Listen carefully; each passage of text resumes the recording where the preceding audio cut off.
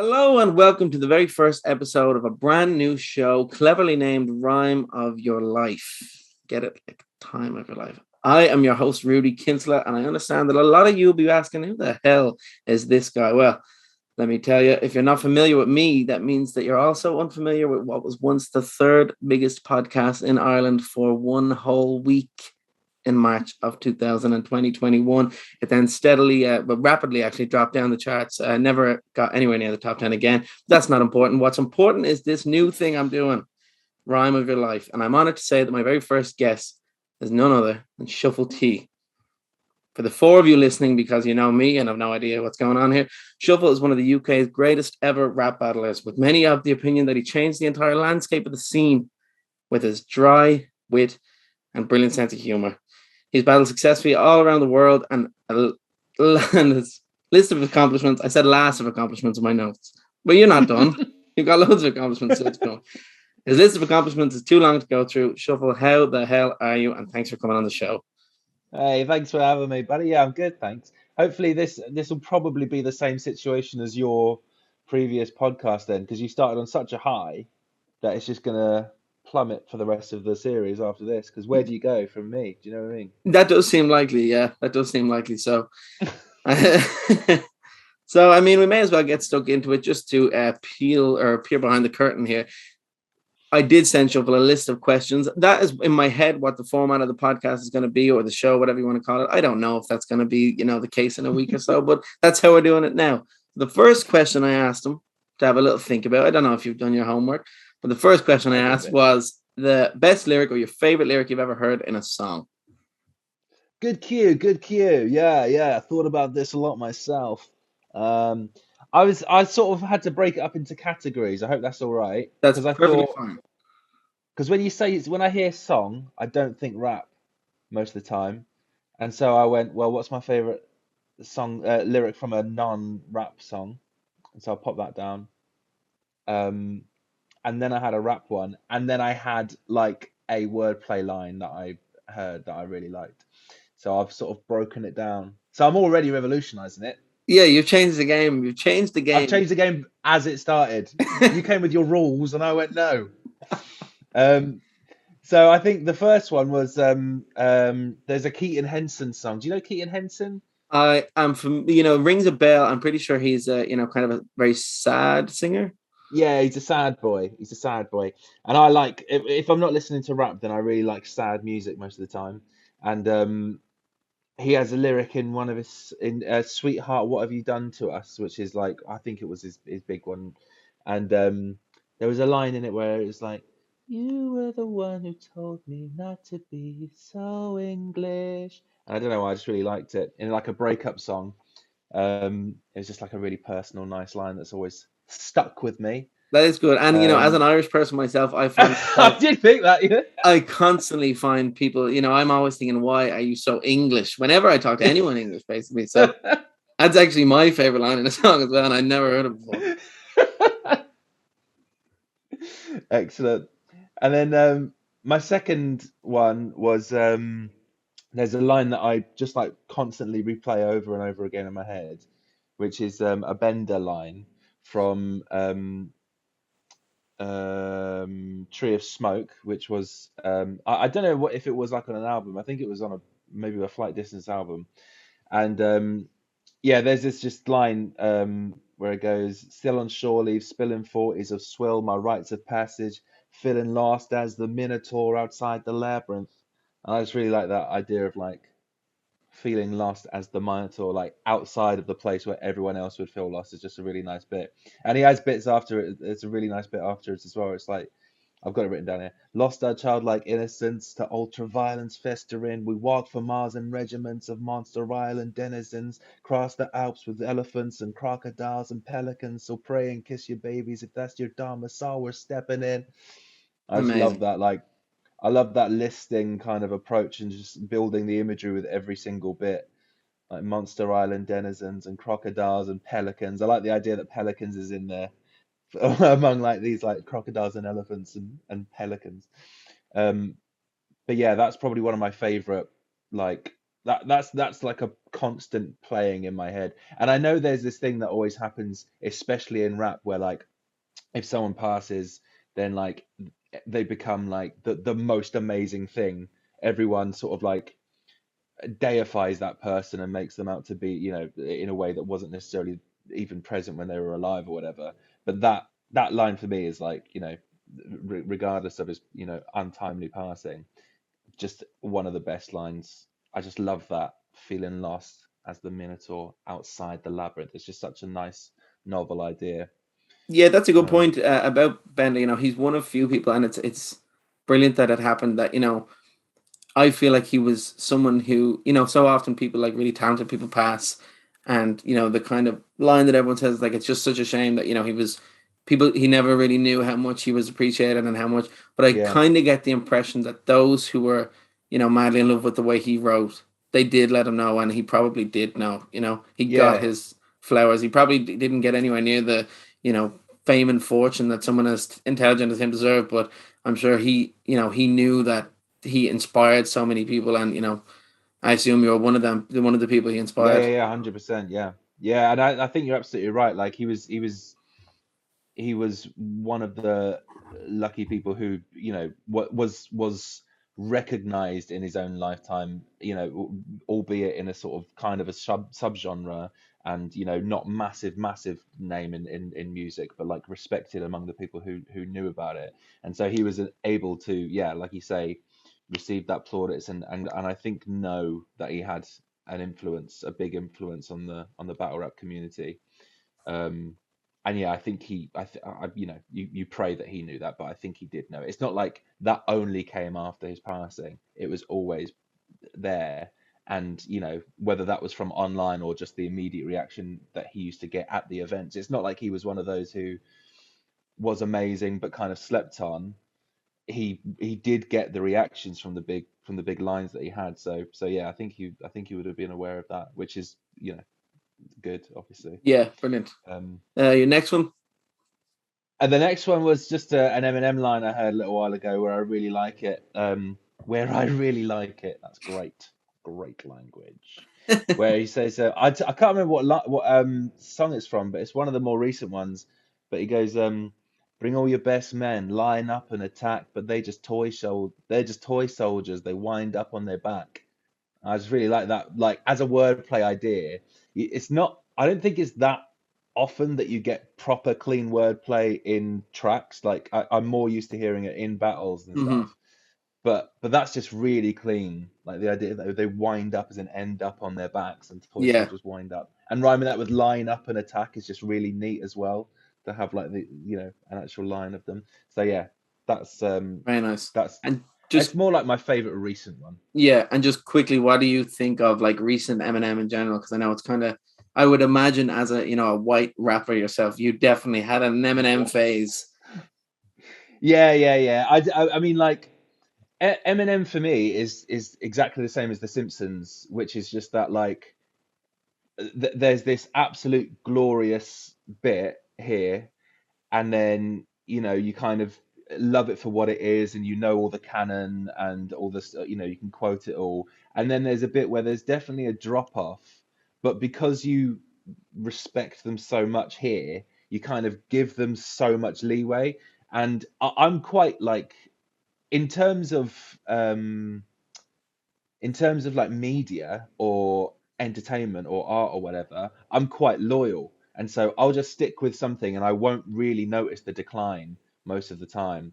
Um, and like, I think with Eminem, like I had a massive, phase, and it's kind of the reason I started, looking into rap, and even the reason I first got into battle rap was watching his old battles, and then the related videos were coming down the side, kind of thing. Um, but I think it's like two separate artists again, like how people say The Simpsons is two shows. So I think like the more recent side of him, like I enjoy it for what it is, but it's just nowhere near as good as what I really got into. I still enjoy it, and I like his attention to detail with rhyming that he often utilizes. I like his stretching of rhyming and things like that is quite entertaining, but it's not like hitting me. It's not like something that I really feel like I don't feel I can listen to an entire album from him and I go, that was cool, but I haven't felt like I've been moved in any way at all. Yeah. And every time he does a fucking love song and goes, I love you, but I hate it, and I don't want to, I rewrite it, and you were my love, and now you're gone. And I'm just like, again, you're doing this again.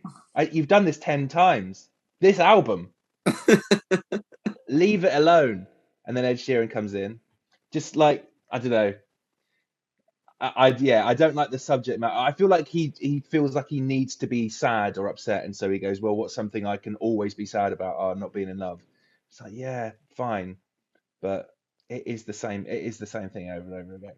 Yeah, I kind of couldn't agree more. The comparison to The Simpsons is extremely accurate, because like you could probably make the case that when both were at their best, it's like the best that anything has ever been. You know, it's like the best that TV has been, best Yeah, that rap music has been. But the drop off is so steep because of how good it was.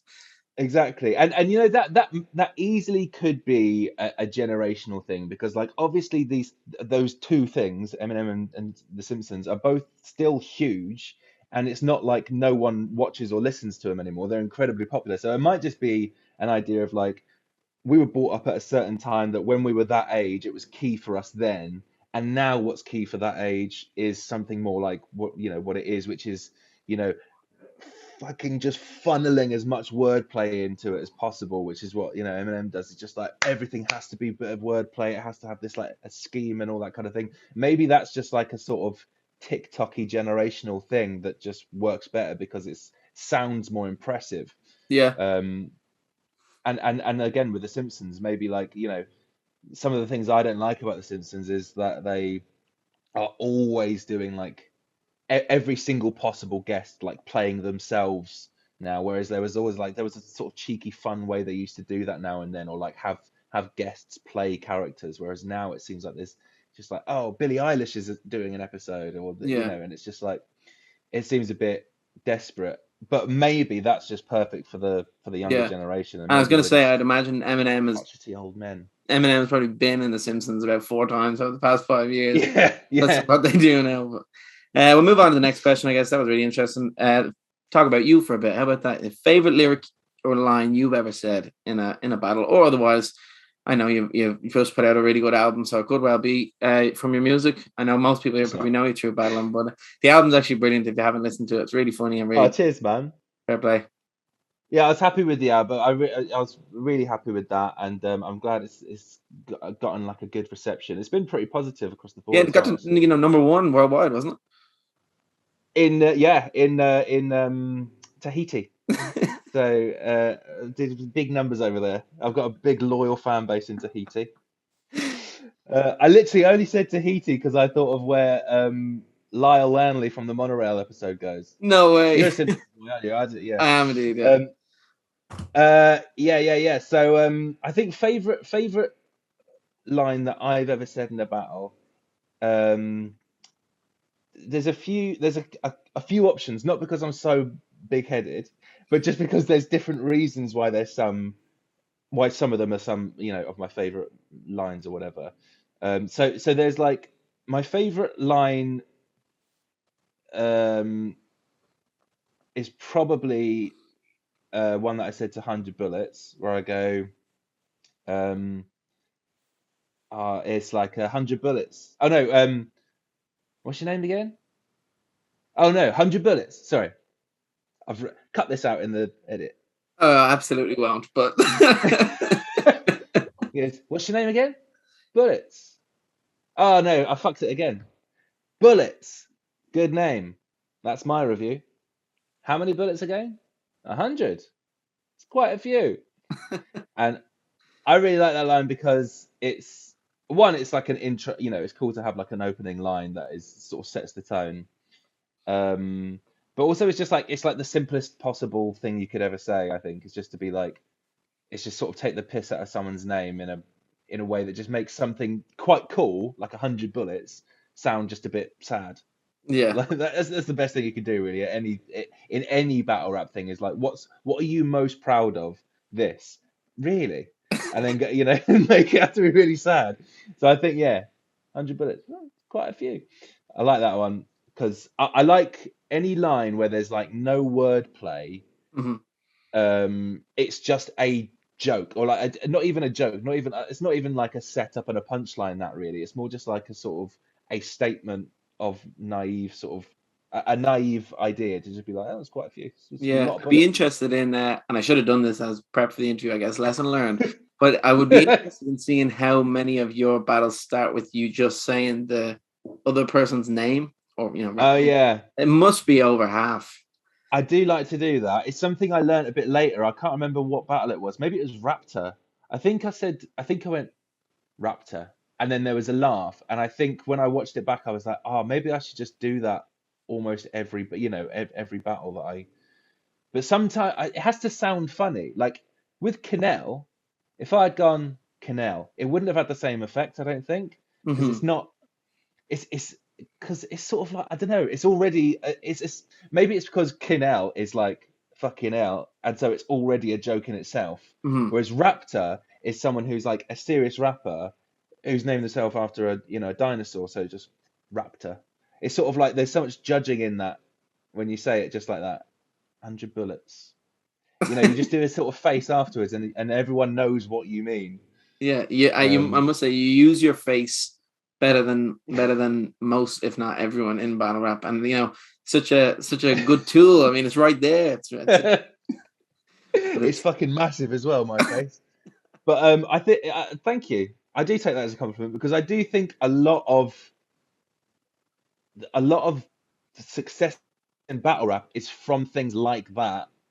Sort of like really trying to be as like characterful as possible and fulfilling your character as much as possible. So like, yeah, I think the facial expressions and sort of trying to be as convincing as you can with your facial expressions, it draws so much more of the performance out and sort of makes people buy more into it. Mhm. And I think like, I'm not the best writer in the world really at all. I just sort of, it's just more about how you sell it and like the sort of the things that go along with it that are what make the sort of the package out of it. Mhm. And do you have one or two Um, more you wanted to touch on? I got a 160 to go through if that's all right, because I narrowed it down from. um, I had one of my favorite ones because I had a line against Nugget where it was like my favorite wordplay bar I'd ever come up with, I think. Where it was like I can't remember the any challenge I'm in, I've been the clarified winner, rose to the occasion like a Valentine's dinner. I was really happy with that, despite clarified winner not really meaning anything as a setup line. It still still likes it because I love any what I think is the pinnacle of writing in anything really, like whether it's battle rap or script work or a stand up or whatever. The best thing you can possibly do is try to put the same image in everyone's head who's listening. So like I love anything that you can say that people get a bit of an image from. So there's some wordplay bars where you say the line and everyone gets it, it clicks, and you know that that means that in both ways or whatever. But there's no image associated with it. It's just an idea that works in two ways. Whereas I think this, like I say, the strongest thing you can do is say something and then everyone sees a literal image of what you're saying. And I think, I hope, I don't know, I fucked up the delivery of it, which is really annoying in the actual battle. Um, that's the worst thing about battle rap is that you just once and done, and then that's the No. version that lives. But anyway, um, I'll reuse it on another album. The I think the idea is that everyone gets an image of like a rose going into a vase on a table, like that kind of when I thought of it, that's what was in my head. And then what I tend to do nowadays is ask a few different people, if I say this, what happens in your head? Like, do you get an image? What does it look like? And the more detail I can get from people, the better, because then you can sort of whittle it down and like by using further imagery to make it you can kind of maybe put something like a word in the line before that's going to add to the imagery that makes an overall thing. And so, yeah, because I mean, nothing affects people like them knowing that you have just put an image in their head. It's so powerful. Hmm. Definitely. And so that was my favorite line because I think it was the closest I felt like that would have been the case. Yeah. Amazing. Any more? Do you want to move to the next Um, one? I want to give you the chance to oh, one more, go for it. I want to hear it. and that was this is my third favorite. You didn't ask for more than one, but my third favorite, good question, is uh against Anton Murphy. I had a line where like I just basically it's my favorite because it ticks every box for me in a way, which was that so it was the real you is only someone you can know. We had 24-hour surveillance on you at home and we still didn't get to see the true man show. And that for me is like basically I like it because it's exactly what I wanted to say, which was like we still didn't get to see the real you even though we saw you 24 hours a day. And there just so happened to be a bit of wordplay that exactly fits that Mm. idea that we didn't get to see the true man show and the Truman Show, the idea of those two things fitting, and obviously the Truman Show is like it's named True Man because it's just a true man, but like they don't know that when they're listening, the fucking idiots in the crowd. Like, no, like obviously there's that already, but like it still works quite nicely, and it's like it doesn't feel too laboured. It's not like that's the sole reason that sort of word is there, and also the rhymes happen to work really nicely together as well. And that was at a time where I was still happy with how I was rhyming at the time, but when I look back, I'm not always as, I'm a bit pickier. But back then I was, I'm really happy that ticks all those boxes. It had nice rhymes associated to it. It had that staccato kind of thing, that da da da, instead of the easier bouncy kind of da da da da da da da. So it was, it ticked all the boxes for me in that respect. Um, so yeah, that's my third favorite. Yeah, I'm not surprised you picked one from that battle because that is just an absolute masterclass. And as much as I'm sure sometimes it is just a battle at the end of the day, but it just must have felt so satisfying to win so convincingly against someone who was, I don't actually know him in fairness, but and I just remember at the time him being so kind of aggressive towards you, and like he Yeah. seemed really certain he was going to win, which must just be so satisfying. It's like, no, you're definitely not.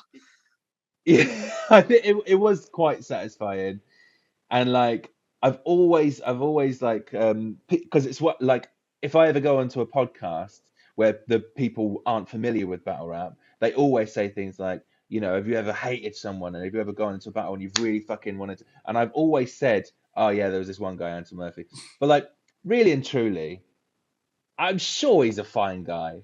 Like I don't think he's as much of a dickhead as he seemed at the time. I think he was just trying to like drum up, you know, a bit of clout or whatever, and I think that worked as well. So like fair play, and the battle, got more views than it sort of should have by what that was. Like he had only had one battle before then, and I wasn't that established or anything, and so yeah. I mean, like I always say, oh yeah, fuck Anton Murphy. I'm sure he's fine. I'm sure he's a lovely guy. But it was very satisfying at the time because I was annoyed with him, and I did actually like before going in, I was like, he's so confident. I am really panicking. Like I was really certain that he was just gonna like fucking come out the gates and just blow me away. Yeah, And so the further the battle went on, the happier I was getting because that wasn't the case. yeah, Um, but yeah, I mean, again, that is very, very simple writing in that battle. Most of the time, it's just really simple like ideas, but I do feel like everyone was kind of on my side in the room, which yeah, obviously massively helps. So definitely. Yeah, he really, and that was more his doing than yours. Like he went in with a real like fuck everyone else here attitude. Like what a crazy thing to yeah, do. it's definitely ballsy, if Yeah. nothing else. Fair play. Well, so we've gone through your three favorite lines that you've ever said. And now we'll bring you back down to earth. But let's go with the worst line you've ever said. Yeah, I don't have any. It's just it's just all really good stuff, it turns out.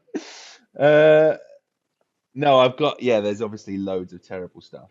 That I didn't spend as long thinking about this one because I was just like, I don't want to depress myself. But I think probably the worst line I've ever said, and I'm not going to say what the battle is because if people do know it, then they know it, don't they? And if not, then they might not find it. But it was I said, you take facial groin from your, which I don't know what it is, Facial because groin. facial groin as in penis. Well, it could be Could be anything. vagina. You take facial groin, but here's the twist, from your mates Abe, Jake, and Roy until there, and then I do air quotes here to make sure that the crowd know that this isn't what I think, this is what he thinks. You take facial groin from your mates Abe, Jake, and Roy until their tasty waste deploys. That's their semen. But let it be known, tasty waste are his words, not mine. Yeah, see, imagine like a lot of people just, will watch a battle while they're working, so they won't actually be watching it. So they'll just, from their perspective, hear you use the word tasty waste. Not only is that terrible writing, but you've dubbed yourself writing. Why do you love the taste of semen? Well, I suppose I'm gay. Sorry, there we are. You have caught me, but he's gayer. If you watch it back, you will see that he actually said that. Oh, fucking pathetic. I was, it was, yeah. My dream is to be the Simpsons in reverse. And you go back to the beginning, you're like, what the fuck is this shit? And then, I was really bad back then. This was RS. This was my first ever battle. I wouldn't say you were bad. I think, like, as in it was as a first battles go, like the grasp you had on it was, better than most. I'd definitely say. And do you think you were your intentions different back then? Were you trying to do different things with your material? Yeah, I think I was trying to like shock a bit. I was also sort of like swept up in the novelty of it. Like I never thought I was going to be a rap battler, and then here I am battling someone.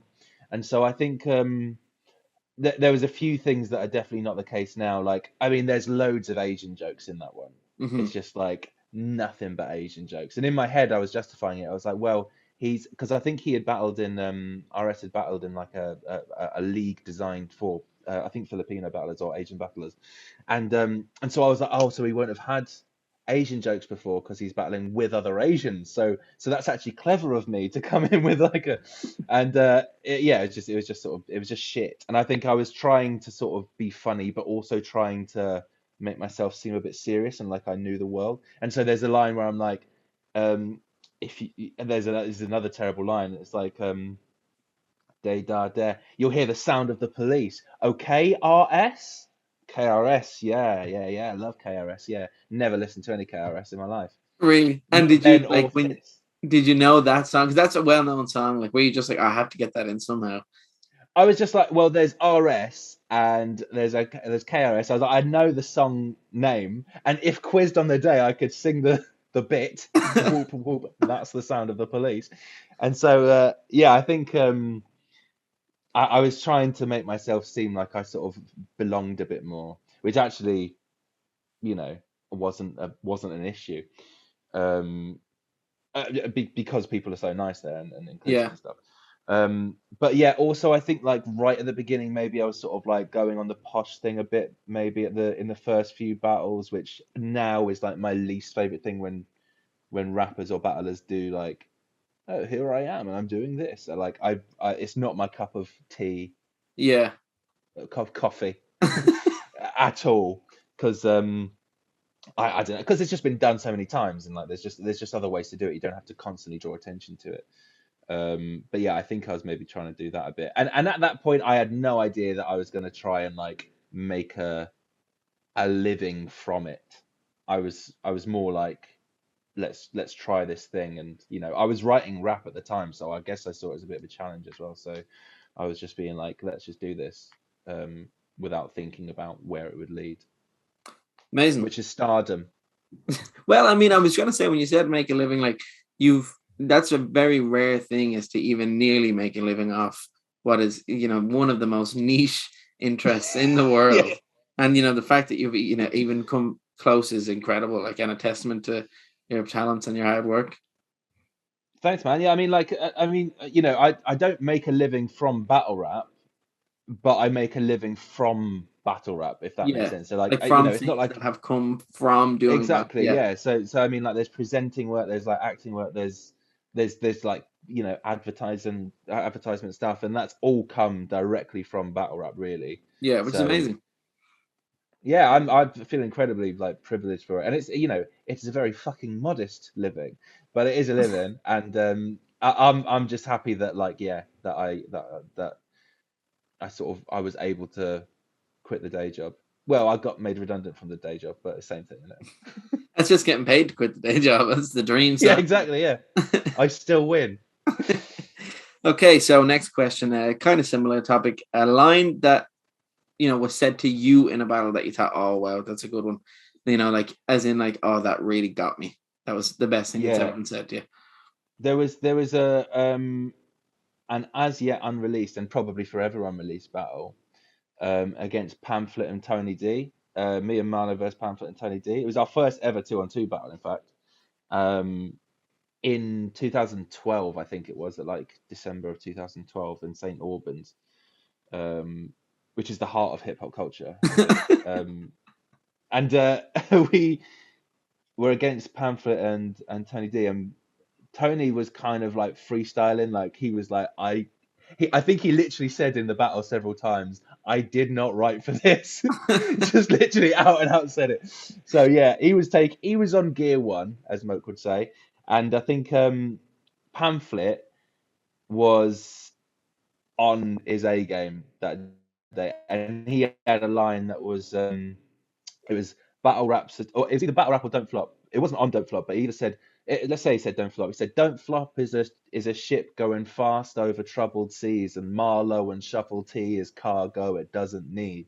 And that Wow. was just fucking. It's to this day the best thing I think I've heard said to me or us or whatever, because it's just so clean. Yeah. Fast over troubled seas.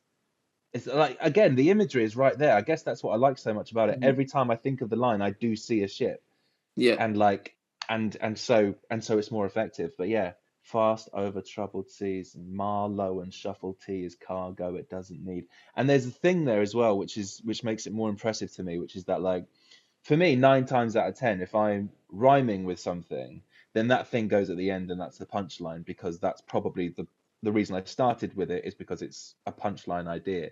And so for Marlowe and Shuffle T, clearly being what he was rhyming, that's in the middle, and it finishes with a stronger idea than the rhyme that he started with, which is harder to do than Yeah. finishing with it. So yeah, to build that little structure, it's really, really, really nice. And obviously that was quite like early in your, career. When someone says something that register as being really good, when you're in the moment, do you think like, oh, that is good? Or is it just completely game face? It doesn't even register with it. It depends on kind of like how I feel about the battle and how nervous I am and stuff like that. So like, if it's a proper knockabout battle and it's fun and it's sort of an exhibition, like when I battled Dundee over in Australia, and it was like the funnest time I'd had in a battle. And I think throughout that battle, if he said a line that was good or funny, then I would have like laughed loads. And he does the same. Like, we both are just laughing at each other like it's a roasting session rather than a battle. Hmm. But sometimes, if I'm a bit more nervous, then I'll sort of put a straight face on in the hopes, and I've never really thought about this, but now that I think about it, this is what I'm doing. It's in the hopes that people will look at me to see if I'm reacting, and if I'm not laughing, then they'll go, "Oh, maybe that wasn't as funny as I thought. The other one is shit. Come on, Shuffle T." Just because I'm going, not bothered, which it's childish, really. But I did, it's there's so much of that in battle rap where people are like, no. It's me and me and Marlo talk about it all the time, where someone does, like, I don't know, you got fucked in the ass by a fucking a bouncer, and then the other guy's like, It's like, do you think that he's telling the truth? Like the Like, most outrageous we're thing not ever. convinced. Yeah, You exactly. don't Just need to like deny it. you got like transported to the moon and fucked by 50 Martians. No, didn't happen. Next. Like, it's fine, mate. You don't need to prove to us that you're straight. It's okay. We all believe you. All right. I kind of Oh, feel it's like so though, those sort of like when if the crowd is like laughing at you, that's one thing, like that it's what they're there to do. It's not, mustn't be too bad of a feeling. But like say, for example, you recently battled Saul, who's amazing, and I'm sure who you yeah, respect a lot. How did it yeah. feel, to have someone you respect as a person, seemingly genuinely be like, I hate that you're in the scene and you actually are a bad thing for the scene, and like where you're like, oh, maybe Yeah, I am. it's yeah. I do think I do. You do sort of feel that. Like it's hard to because especially when like when I know how I feel when I'm writing the things, you look for things to dislike about a person. So those things don't come out of nowhere. They're either from previous battles, what you've heard, or they're taking something and making it into a something you don't like. Or sometimes they're just like little ideas that you have sort of had, but you go, I don't really feel that though. I guess I could see that in this person, but I don't really feel like that. And then my whole third round was about him being racist. Now, yeah, he said "wop," and that is, you shouldn't say that. You can't say that. And in a battle, still, it's not great. But like, I don't think he is a racist. I think he just said a racist thing. But then that was the whole point of the angle was like that. But like, so it's kind of like it's just exaggerating something to the nth degree, and like even if it's a small idea. So when I think about what people say about me, I think, well, they must, hopefully they've just had that same kind of thing where they go, you're you're bad for the league because, or you're bad for the scene because you take the piss out of it. And it's like, okay, I can see why you think that. I can see where that angle has come from, and then you blow it out into the biggest version of it. So yeah, sometimes I feel like, oh fuck, that's a bit like when he said I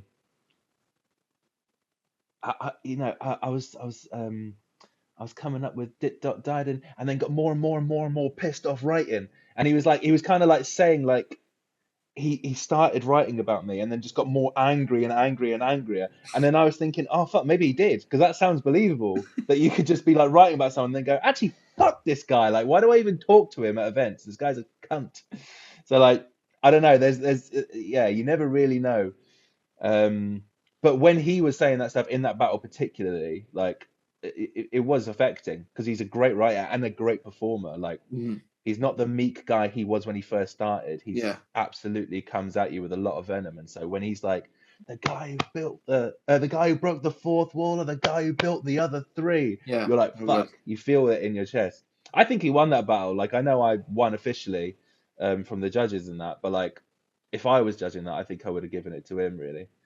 It's Um, amazing either way. Like I think it was always going to be that close. As much as I am very much in favor of judge battles. oh, Like, sorry.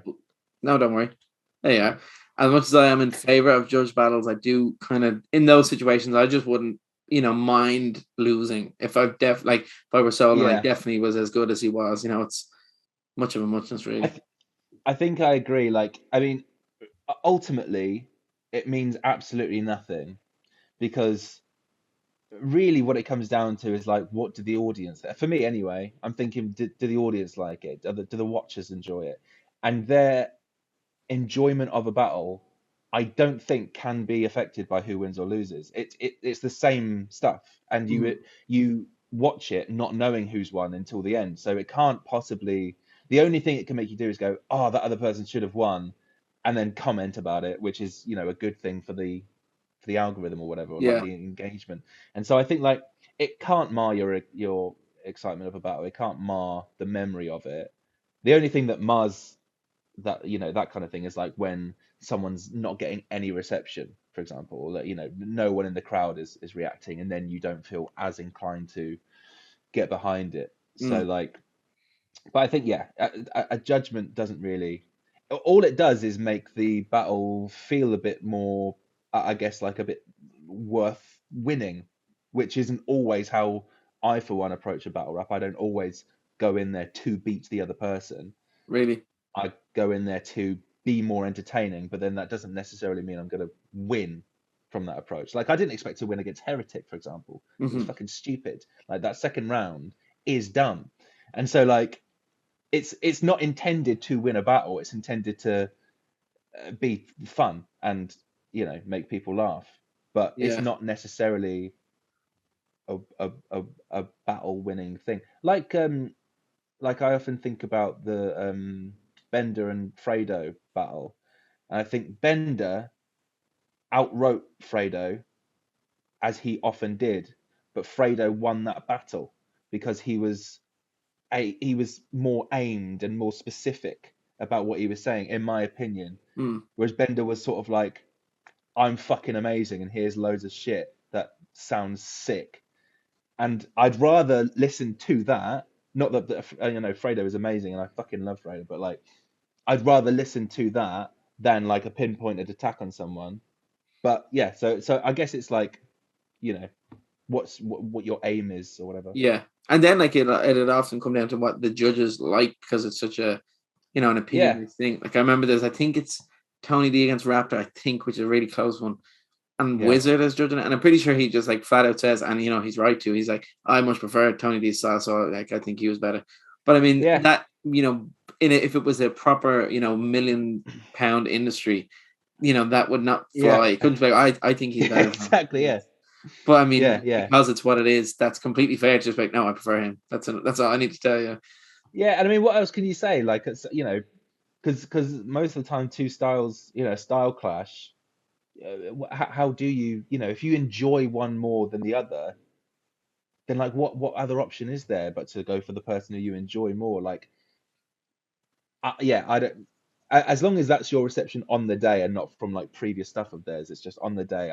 That was more enjoyable, so you vote for that. I mean, and again, it doesn't matter unless it's for like a title shot or like if there's money on the line. But if there's not, then who cares? Yeah. Interesting. Okay, moving on. Next question I had was a line that you thought was really mean, almost too far, but you said it anyway. Um, yeah, this is the toughest one really. Because we don't really tend to do much like to the bone stuff. I guess like there must be something in the Anton Murphy. I suppose um there was I do feel bad about one battle because I think I got the wrong end of the stick. And there was this when I battled Dundee, I think I was basically staying with a guy called Tom who co-owned the league, and I think he must have said at one point um, something like, "Oh, Dundee's been going for ages. He was rapping when something was happening, or like in the something 2000s or something like that." And so I got it into my head that he was really old. I don't think he's that old, but like now, I don't think that he actually is. But I had all this old material, and I was thinking about it afterwards. I was thinking like the only thing worse than being called old and you are old, or older than the other people, and you go, yeah, yeah, yeah, is if you're not old and someone's going, you're clearly old, to the point where it was loads of old material. And then he was probably just going, fuck, do I look old? Like, and so I felt really bad about that because I didn't want him to think that I just thought, you look about 60, mate. And you're, and he's like, I don't know, 31 or something. Because I think he's about my age. But I just got this idea for some reason that he was really old. And so, yeah, I felt like maybe that could have actually given him a complex if he if he took it seriously. So yeah, I felt a bit bad about that. There was a bit in the Dialect and Zen battle, now that I think about it, where we say something about Dialect's girlfriend, which we didn't believe, and I don't think we'd even actually seen her. But we said something like, if she's a trophy wife, she's a trophy for last place. My Which God. again, that's horrible. But like, I don't think we even knew what she looked like. I think we said that we saw her in an episode of Deal or No Deal, but I don't think we did. Um, and even if she was like, to be honest, like it sounds like a nasty thing because it sounds like we have seen her because we're referencing a specific thing. But I know also that we wouldn't have said that if it was true because Mhm. there, it's just it would have been too nasty. So I guess you can take solace. It's like if you have like if you make a fat joke to someone, they're either your best friend in the world or they're not fat. Yeah, Do you know what I mean? Like you can't. Otherwise, it would be like, what the fuck are you doing? yeah, But make it about them, you know. So I think it was one of those situations. But I was worried that he might be like, why the fuck are you saying that? And we'd be like, because I mean, I would have frozen. I would have been like, ah, no, it's just a joke. We're just joking.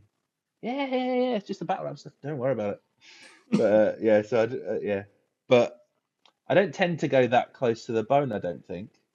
yeah. I think I heard you say something once. This was a while ago about like high, like in terms of controversial topics that if you're gonna say something controversial or like insensitive, then like I think you compared it to like placing a bet, and you were saying like if Oh you right, yeah. like the setup is like how much the is at stake in the bet, so then you really have to deliver. It was your point there, kind of that if it's something really offensive, it has to be really smart or good or funny. Yeah, I think so. Like, if you're also, it's just like it's not that it has to. Like, as a writer, you should, but that is subconsciously, I think, what the audience is feeling.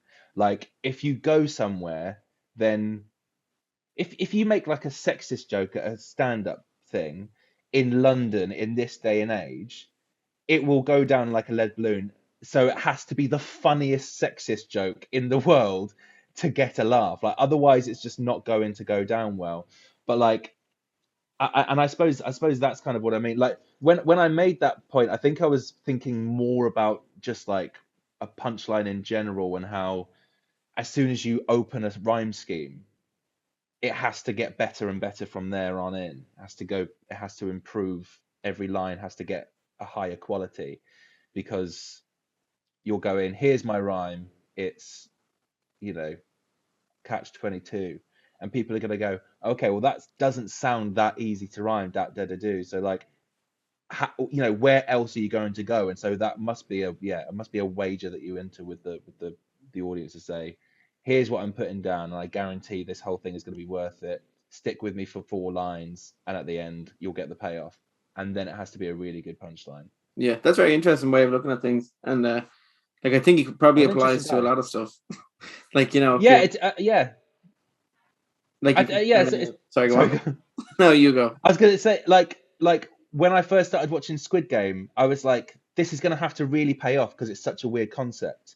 And so I was like, I was thinking, and it did obviously like, and to me that's probably one of the reasons why it was so popular was because it's this weird idea that you kind of find it a bit tricky to sort of understand what's going on right at the beginning, but then it does pay off, and it does get better and better at every episode, I think. And so it's sort of like it's that same kind of action, Yeah, it or even like kind a of weird rung film concept. true for me. Like I'm a journalist, a sports journalist now, and like occasionally I might be contemplating like writing a very kind of crazy headline that I know people are going to see like what, and like Yeah, my view on it would be that if I do that, the piece itself has to be excellent. If yeah, the exactly, yeah, headline is going to be a bit grabby, then you have to really. So it's yeah. I'd say it applies to loads and loads of. Whereas if it's like, yeah, Leicester nil and Manchester United won, then obviously people aren't expecting that much from it. So if it's a standard kind of thing, then they go, yeah, okay, that's done what I thought it would do. Whereas something, yeah, like you say, yeah, I agree. That's yeah, good point. Good point. Thanks, man. I've also just remembered something that was probably a bit close to the bone. Was the stuff in Germany. I don't know if you've seen the battle against Niels Hmm. Maskills and Henry Bowers, but yeah, we did this whole bit at the beginning about like Germany only being known for the Holocaust, which was pretty pretty rough. And there's a bit where it's like, all right, well now all I can think of is you killing the Jew, and then like we don't actually say the word, but Marlo had to really convince me to whittle that down. Like that was much longer. It was basically a whole round's worth of like drawing that joke out, and just making it, as sort of close to the bone without actually, like I was certain that what we had was going to be enough to be like whoa, but also laugh, a laugh. But that was kind of close to the bone, and it was in Germany, and we weren't even against German battlers, which was silly. So we were just randomly having this random bit in the middle of it where it went to there. But yeah, that was probably quite close to the bone. And was that a case of like you were like, oh, I'm battling in Germany, I'm definitely going to say something about the Holocaust. Like I can't not. Yes, and I also really wanted to do a Hitler salute. In like not actually do one as in I am doing a Hitler salute, but like a mistaken kind of action that led to it.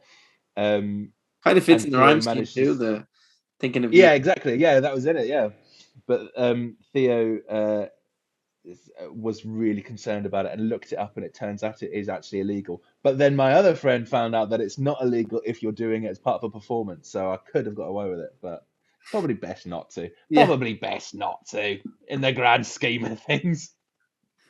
Okay, amazing. So move on to the next question. Second last question. The worst you've ever felt in your, battle rap tenure? It's a good question. I mean, it's probably like I've had a couple of chokes. There's like a choked against Jack Sexton. That was pretty fucking horrific. And is the feeling as bad as a non-performer would think? Is it like just sinking? Yeah. It might be worse than you expect. Well, the first one was awful. The second one was even worse. The second one was against Crafty quite recently. Yeah, not the worst choke. So fucking annoying because I had 4 lines left. I should have just called it. I should have just said time. But I just spent ages going, oh, what is it? What is it? And then the worst thing, I'm cringing thinking about it.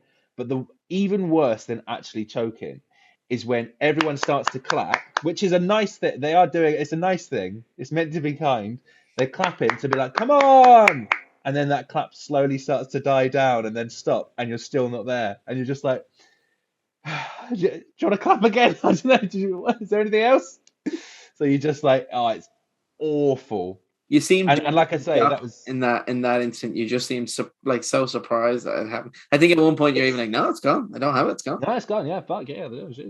Yeah, it's like the annoying thing is like I've seen so many comments over the years from people like not aimed at me, but just aimed generally in battle rap. Like if you choke in a battle rap, you don't deserve to be doing battle rap. Like all these kind of like accusations and like you haven't prepared enough. That's what that means. It means you haven't prepared enough, and it's just not the case. Like I get how it could look like that, but it really isn't the case. Sometimes the nerves just get to you in a certain way.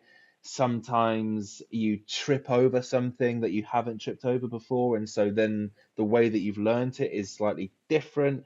Or like sometimes for me, the most annoying thing about the Craft D one is that I had links between like bars so that I could remember what comes next, except for that bit because I knew it so well. I always got that bit right, so I didn't need to give myself a secondary link, and so I didn't have one. And so then when I did forget it, I was like, wait a minute, what? No, I know this bit. All right, what's the link? Oh, fuck, I don't have a fucking link. And then I was like, gee, I don't know what to do. And you feel so helpless. And everyone goes, oh, you should just freestyle. No, I shouldn't. It's so shit. Because what would I say as well? Like all my material was put into the rounds. I've already said everything I can think of, so I can't just be like, yeah. And also, here's a new idea I've had after like writing for fucking months. Here's a new, completely original idea, nothing to do with what I've already covered. So like, it's just and all you end up doing is freestyling about the fact that you are freestyling anyway. You just go, yo, and this is freestyle. And then you go, oh, now I'm stuck on the rhyme scheme freestyle, which everyone has done 1 billion times. Fuck. Although Sieg Heil does rhyme with that. And that's Hitler Salute again. So you just end up bringing it back in the middle of Bristol or whatever. Talking about the Holocaust again. Remember from about 4 years ago that battle in Germany? No, we don't. All right, okay, fine. Yeah, that was probably the worst I've ever felt. So there would Um, always be, when you're disappointed in yourself is when you're at your, that's the worst feeling. yeah. I mean, there's never been a time where someone said anything to me where I've been like, "Oh my God, that's so effective." Because like, I mean, most battle raps are quite light-hearted anyway, aren't they? They're quite fun and they're sort of ribby. They're never like, here's something that's gonna fucking really play with you and like give you a complex. Most of the time, they're just, you know, kind of light-hearted. And if they're serious, then it's usually you're kind of more impressed if they're a good battler than anything. Yeah. Um, so yeah, it's more from that. I think there was one point where Yunnan got Marlowe to say something in our battle, Yeah. and there was a bit of me that was like, oh, I didn't like that And was that in the back genuine? of I my. just assumed you knew that was going to happen. But so that was a Uh, complete shock. I knew something was going to happen with Theo, but I didn't know what it was, and it was just a bit like it's interesting because it's one of the few times where I really felt laughed at by everyone in the room. You know what I mean? Like, oh, he's turned his mate against it. I was like, so there was something in my chest, it's just like, oh, I didn't like that. I didn't like that. But I'm counseling and therapy. I'm over it now. But I was actually there live at that one, and I thought you were amazing, but it did feel like you were more nervous than usual. Like, I actually think you were kind of shaking at one point. Yeah. yeah, there's a bit where I'm trying to put a fake spliff in my mouth, and I'm like, I miss my mouth. That's a And horrible moment as was there well. a reason why, or did it just complete freak? I'm just always nervous, and so Really? like, but I usually don't do something slowly with my hands, and so it was just it was just more apparent. But like, what I basically always shake, and it's really annoying because it's like it's half nerves, but I don't feel nervous in my head, but my body acts nervous. It's so frustrating. I mean, it's probably adrenaline as well, Yeah. but like, there's definitely it's just this horrible feeling. Like, I don't know why I do it to myself, but like there's this horrible sort of anxiety in my chest that I don't feel in my head, Mm. but they don't converse, they don't have that conversation, and so I just shake And were you even though I conscious of feel it actually all right. going into the Yeah. soul battle when you had to do the thing on your phone where you're like, oh, I can't afford to shake Yeah. here. It's such a big Yeah. punchline. Yeah, I think I was conscious of it there. I'm that was a lot easier because there was a much smaller crowd because it was COVID times, and Yeah. so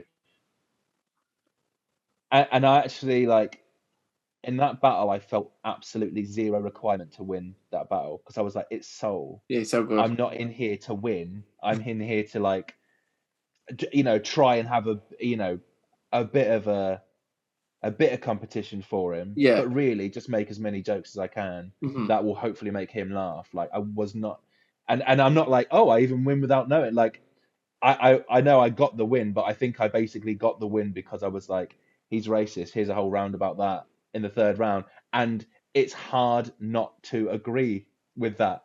Because if you go, I don't think he is racist, then you look racist. Yeah. So then like what, Or what's even it's worse is you could be, if a judge is like, no, yeah, he is racist, but I think he won though.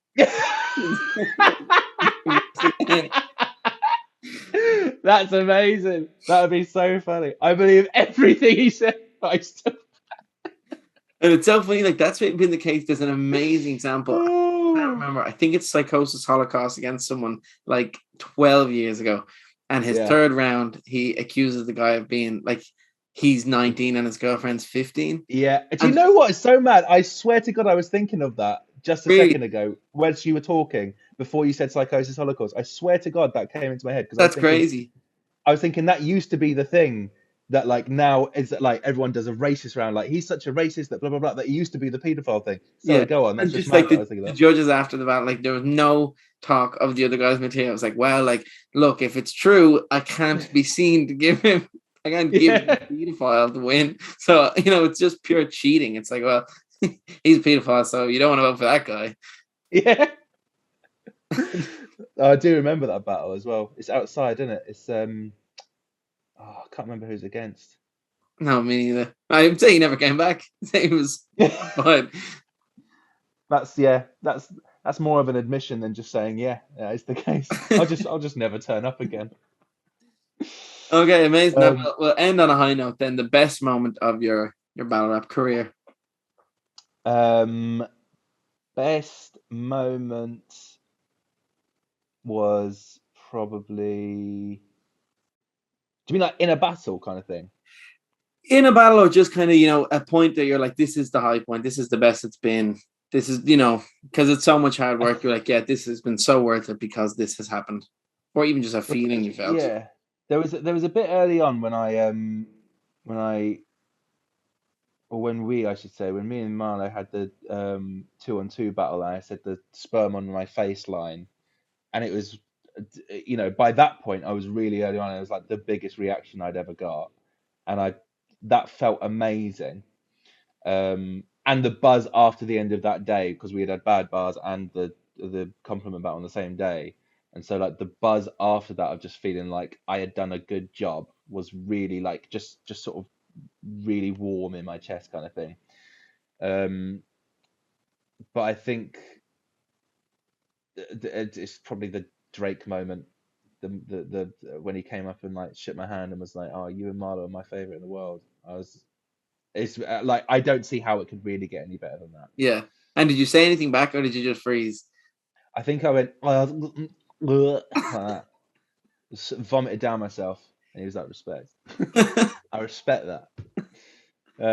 Yeah. In fact, it's kind of sad, really, when you think about it like this. But it probably would be some of the famous people I've met from it, Yeah. like Robbie Williams as well, was like a highlight, and he became aware of me from the battle rap stuff, and then you know that turned into like a friendship, which Which is is absolutely nuts. mental. That is so Um, crazy. and yeah, like those are two highlights, which is weird, really, isn't it? Because like celebrities are just people, and you shouldn't herald them in some like massive pedestal. Like me, I'm just a guy. I'm just a guy, just an incredibly talented guy who just goes this way. That's one of the cringiest moments I've ever had, right? Where I just remember, oh, this is awful. But when I was at an event, um, Jodie, who used to go to a lot of events, Jodie Lois Griffin, I think, Jodie Griffin, yeah, um, she was going around and getting all the battlers to sign a shirt because there was someone who was ill, so we were all signing this shirt. And she came up to me and was like, "Would you mind signing the shirt for this guy?" And I was like, "Yeah, of course." I went, "Are you getting any other celebrities to do this as well?" And she went, "Other celebrities?" And I went, "Oh." I was just like, "You fucking cunt. You did it. You fucked up. There's no recovering from that." I was just like, I didn't mean that. But I did at the time. I did mean that. I said it, so I must have. But I was just like, what a fucking scumbag thing to say. Other celebrities, not fucking 5,000 views on YouTube. And it's interesting, the kind of concept of celebrity and battle rap, because like just from being a fan for so long, I have ended up meeting like a lot of the battlers who, like, at one point I would have just been completely starstruck by. But like I Yeah. would have thought that when you start on Don't Flop, that like getting a reaction from her would be similar to like a Drake handshake. Like, this is the guy. Yeah, man. Like I think like I was the same when I first turned up at Ginglick in 2012, which is coming up to like in a month that'll be 10 years ago Wow. since I had my first day like freestyle battle. I just remember being so fucking starstruck by Kruger, and Rowan wasn't there. I think Bagner was there. Um, and Lefty and a few other people and DK, and I was just like, "Fuck, this is nuts," because you just spend so much time seeing them from a distance. Um, and so like I imagine there's still probably like an element of that, but like I'm not famous enough by any stretch to have any kind of pretension about it. I just do find it funny because it's like that's so sweet that you think that. I wish you could see my bank account, or I wish you could see how, like, do you know what I mean? Like, I wish I could show you like how that is not the case. But I get it because I had the exact same thing. Um, but it's lovely, and like I you are a celebrity in that room, you know, and Yeah. that's it. And then when you leave that room, you are no longer one. It's very specific. But I imagine it's the same for like gamers or anything, just like people who are really into bowls. It's whatever it is, you just love what you love. And if you see someone who's sort of like a player in that game, then it must just feel, there are people who I could meet who probably would mean nothing to anyone. There are people who do like, magicians who I've seen for years on YouTube, who if I saw in real life, I'd be like, fuck. And they'd probably be like, what? You're that guy with 40 views, but you're fucking sick, man. But yeah, the first time I got a reaction from her was like, it was a great moment, because there's a thing with like, it's always been present in Don't Flop, where like Rowan is quite influential in the scene regardless, but like also is influential in a room, and so like if he laughs, then people laugh more. And so yeah, getting like a Rowan laugh meant that it was like a sort of full room laugh. So that was quite a moment. Yeah, I've kind of thought that before, that I think if I was to go on Don't Flop, I'd be like, okay, what would, or like, because if he starts, Yeah, like exactly. everyone else is, all right, what's he watching? Let's Yeah. go on Twitter, see what TV shows. Yeah, exactly. A Peep Show, Office, anything like that, you're in. Okay, amazing. I think we can end it there. Probably longer than I anticipated, but you're just such sorry, man. I chat and chat and chat. Well, it was brilliant, I think. So we'll end it there. Thanks to everyone who tuned in to the very first episode. There will be a second one, I think. And hopefully it will be, as good as this one, because this was excellent. Thanks again, Shuffle. This was incredible. Really appreciate it. Thank you very much for having me on, mate. No problem at all. Appreciate it.